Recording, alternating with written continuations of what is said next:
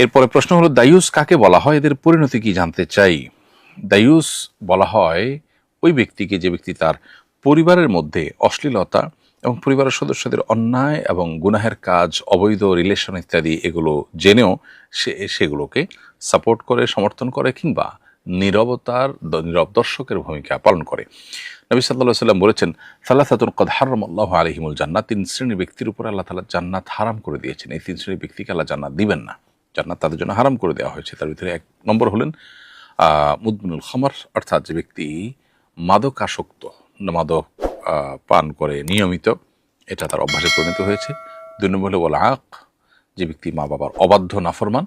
আর তিন নম্বর হলো ওয়া দায়ুস, দায়ুস ব্যক্তি আল্লাযী ইউকিরু ফি আহলিহি আল খাবাস, যে ব্যক্তি তার পরিবারের মধ্যে নোংরামি এবং অশ্লীলতা, অন্যায়, জেনা, ব্যভিচার এগুলোকে দেখেও না দেখার ভান করে এবং সে কোনো প্রকার সেগুলোর বিরুদ্ধে অবস্থান নেয় না।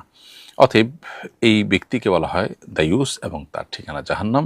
এই হাদিসটি মুসনাদ আহমদে বর্ণিত হয়েছে। আল্লাহ তাআলা আমাদেরকে দায়ুস সহ অন্য যে দুটি প্রকার আছে যেগুলো মানুষকে জান্নাত হারাম হওয়ার ক্ষেত্রে ভূমিকা রাখে, আল্লাহ সেই দুশ্চরিত্র বা খারাপ অভ্যাস থেকে, খারাপ গুণ থেকে আমাদেরকে হেফাজত করুন।